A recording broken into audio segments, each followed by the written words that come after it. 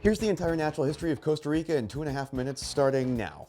4.54 billion years ago, Earth, the planet that has Costa Rica, formed. The next 4.2 billion years of Costa Rican history are a bit of a mystery because it was deep ocean for that entire time. It's not until the late Triassic, about 206 million years ago, or about 30 million years after the first dinosaurs appeared, that Costa Rica gets its first fossils in the form of foraminifera, which are little, hard-bodied, single-celled organisms that inhabit the water column and the sand of shallow waters. Forams dominate Costa Rica's fossil record through the Jurassic and into the Cretaceous. That's the time of T-Rex and Velociraptor. And that's also when Costa Rica's fossil record gets a little more interesting, now including fossils of clams, echinoids, and corals. After the extinction of the dinosaurs, Costa Rica was undergoing a change as North and South America began to slowly converge. The crust in this area was rising. Even though it would remain underwater for another 51 million years, shallow warm water reefs started appearing, and we see Costa Rica's first vertebrate fossils in the form of sea turtles about 24 million years ago in the late Oligocene. The Oligocene? Oh damn, that's my research focus.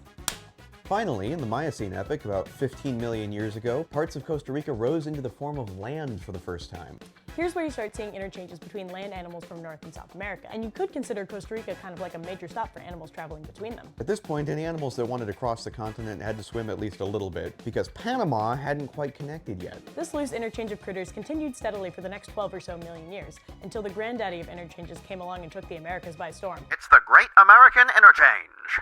At the end of the Pliocene epoch, 3 million years ago, the land bridge finally fully connected, and the two continents erupted into chaos, as any animal from the north or south who wanted to was able to freely cross. It became an all-out arms race, the classic Darwinian example of survival of the fittest, with Costa Rica acting as the crossroads for this great battle of biodiversity. And the critters who came out on top determined what kind of ecosystems Homo sapiens would later discover. Eventually, about 2 million years ago, as we entered the Pleistocene epoch, more commonly called the Ice Age, the dust from the Great Interchange had settled. Costa Rica was now home to animals much more familiar to the region today, as well as ones who have since gone extinct. It was also during the Pleistocene epoch that Costa Rica's famous volcanoes first began to appear, cropping up between 1 million and about 600,000 years ago. Many of them are still active to this day. Finally, humans made their way down to Costa Rica about 12,000 years ago, which was toward the end of the Pleistocene epoch. And shortly afterward, those weird Ice Age giants disappeared, which is what was happening all across the globe as large animals were encountering Homo sapiens for the first time. But their fossils can still be seen today. Fortunately, even without the giants of the Pleistocene, Costa Rica has maintained some of the world's most biodiverse ecosystems. We're hoping to get a peek at some of Costa Rica's fossils and protect some of its modern species when we go to the Talamanca region this summer. And guess what? You can come with us. If you're interested in learning more, comment Costa Rica down below or send us a DM. We hope to see you there, but hurry, because there are only 9 spots available and registration opens soon.